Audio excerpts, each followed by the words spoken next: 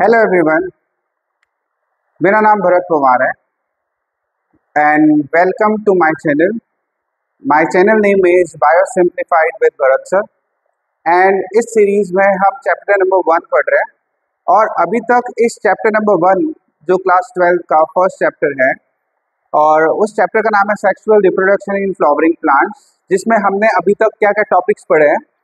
First we have discuss the flower structure, then male reproductive system में microsporogenesis process के through pollen कैसे बन रहे हैं, मैच्योर कैसे हो रहे हैं, वो पढ़ा था। फीमेल रिप्रोडक्टिव सिस्टम में ओव्यूल कैसे मैच्योर हो रहा है, मेगास्पोरोजेनेसिस वो पढ़ा था।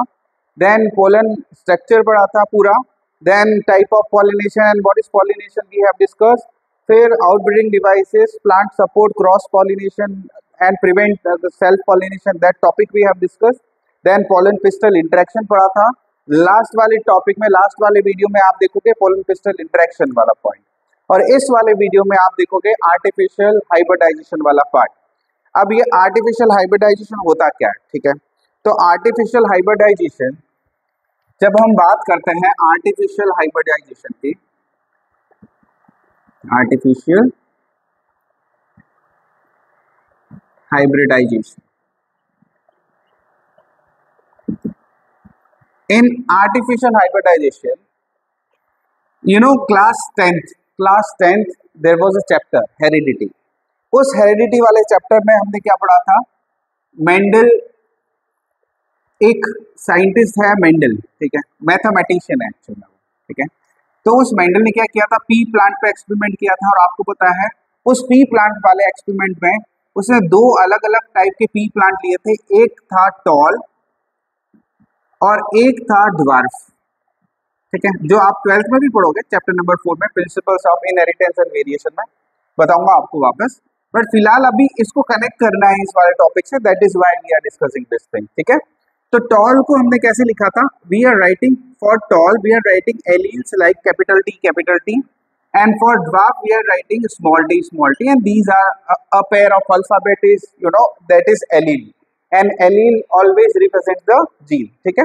तो ये मैं क्यों बता रहा हूँ, क्योंकि हमें करना क्या है कि टॉल को ड्वार्फ के साथ क्रॉस करना है। आपको ये मान के चलना है, आपको ये मान के चलना है कि टॉल को क्या करना है, ड्वार्फ के साथ क्रॉस करना है, ठीक है। तो मान लो ये टॉल प्लांट है, ठीक है, ये टॉल है और ये क्या है, ड्वार्फ। और याद रखना, जब हम क्रॉस करते हैं तो क्रॉस करना मतलब ऐसे क्रॉस नहीं होता है, क्रॉस होता है फ्लावर्स के थ्रू, क्रॉस होता है flowers. We need to use flowers to cross the, you know, particular plants, ठीक है। तो अब मुझे इसके साथ, इसके साथ इंटेंशनली आर्टिफिशियली क्या करना है, इसको क्रॉस करवाना है, ठीक है।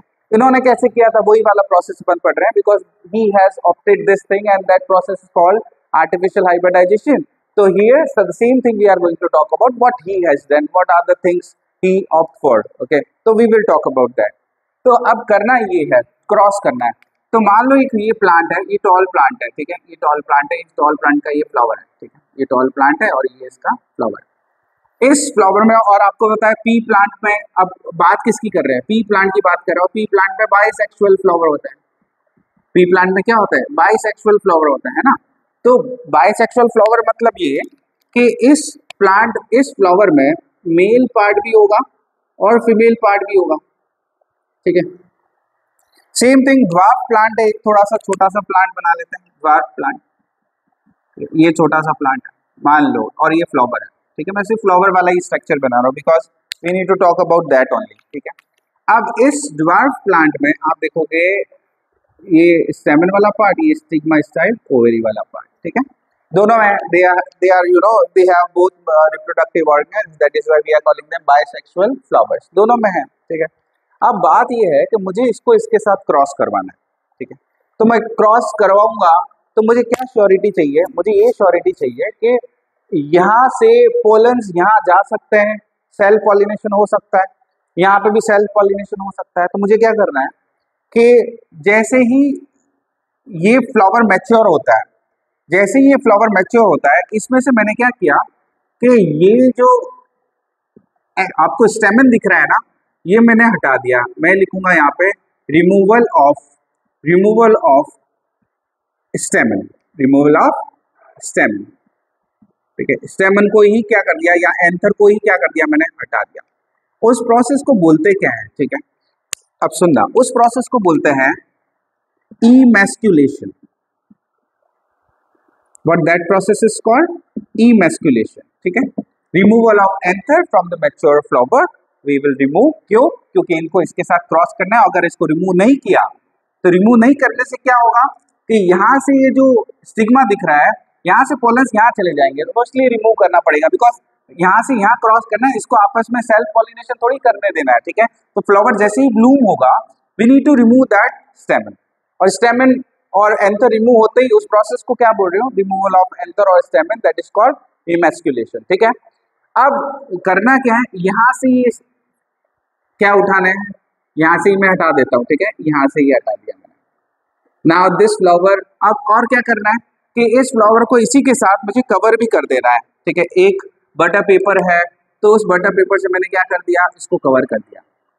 क्यों कर दिया, क्योंकि मान लो मैंने रिमूवल ऑफ स्टेमन किया है, इमैस्कुलेशन कर दिया है, यहाँ से ये स्टेमन हट गया, बट अगर मैं इस फ्लावर को ऐसे ही ओपन रखूंगा तो दूसरे कोई एक्स प्लांट के स्टेम वहाँ पे पोलन्स आ सकते हैं इस स्टिग्मा पे और वो ग्रो हो सकते हैं, तो मुझे जो रिजल्ट इन दोनों के साथ चाहिए वो मुझे नहीं मिलेगा, कभी नहीं मिलेगा, और मैं श्योर भी नहीं हुआ, ठीक है। तो मुझे श्योरिटी कब मिलेगी, मुझे जब पहले तो ये ब्लूम होते ही मैं इसको हटा दिया मैंने और उस प्रोसेस को इमैस्कुलेशन बोला, और जब मैंने इसको रिमूव किया साथ ही मैंने एक बैग जैसा स्ट्रक्चर लगा दिया।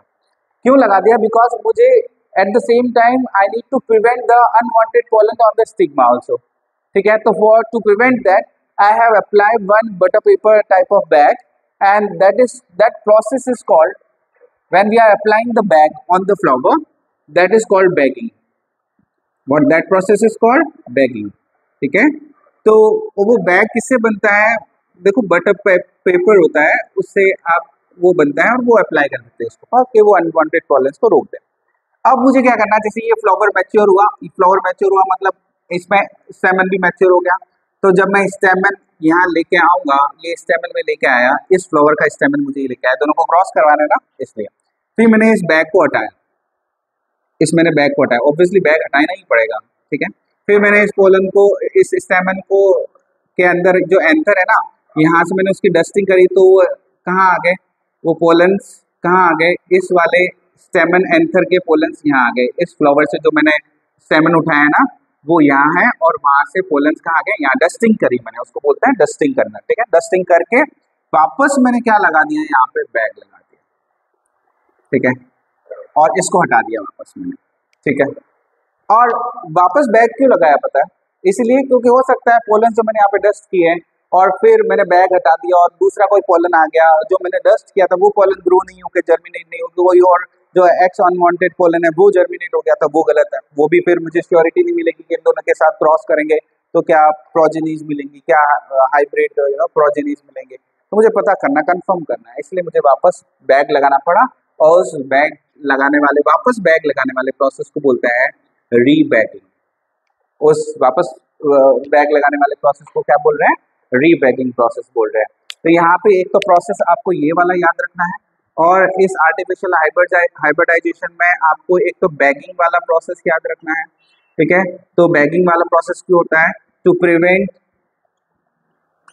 Prevent unwanted pollen, to prevent unwanted pollen. अब जो रिजल्ट मुझे मिलेगा ना पोलन्स, अब मुझे श्योरिटी मिली, जैसे इसके पोलन्स मैंने यहाँ डाले, बैग से कवर कर दिया, फर्टिलाइजेशन होगा, सीड बनेंगे, उनको मैं ग्रो करूंगा। अब जो मैं रिजल्ट मुझे मिलेगा इन दोनों को क्रॉस ऐसे करवाने के बाद, अब मैं कह सकता हूँ कि जब आप इनको क्रॉस करवाओगे तो F1 जनरेशन में आपको सब टॉल प्लांट्स मिलेंगे, ठीक है। वो क्यों मिलेंगे वो अलग बात है, बट टॉल प्लांट मिलने वाला है डोमिनेंट नेचर की वजह से। तो श्योरिटी ये होगी कि इसको इससे क्रॉस करने के बाद क्या मिलेगा, वो ये सब करने के बाद श्योरिटी आपको मिलेगी, और ये process, this process is called artificial hybridisation. तो इसमें 3 ही पॉइंट याद रखने हैं बेटा, कौन से, first is emasculation, second is bagging, and third is rebagging, ठीक है। और रीबैगिंग भी वही अनवांटेड पोलन्स को रोकने के लिए आफ्टर डस्टिंग ऑफ पोलन, ठीक है। डस्टिंग करने के बाद वापस पोलन आ सकते हैं ना, तो इसलिए उसको रोकने के लिए रीबैगिंग। वंस फर्टिलाइजेशन इज डन, एक बार फर्टिलाइजेशन हो गया उसके बाद आप बैग हटाओ, उसमें कोई दिक्कत नहीं है, ठीक है। बहुत वो श्योरिटी होनी चाहिए कि फर्टिलाइजेशन हो गया है, ठीक है। तो ये वाला पूरा टॉपिक था जो यहाँ मैंने लिखा है, लास्ट टॉपिक है आर्टिफिशियल हाइब्रिडाइजेशन, जिसमें 3 टॉपिक में 3 चीज़ों में कंप्लीट हो रहा है चीज़, ठीक है। तो और बाकी आने वाले वीडियो में मैं आपको डबल फर्टिलाइजेशन पढ़ाऊंगा, ठीक है, जो इस पोलन पिस्टल इंटरेक्शन के बाद आपको आना चाहिए वो वाला टॉपिक, तो मैं वो वाला पढ़ाने वाला हूँ। Thank you for watching this video.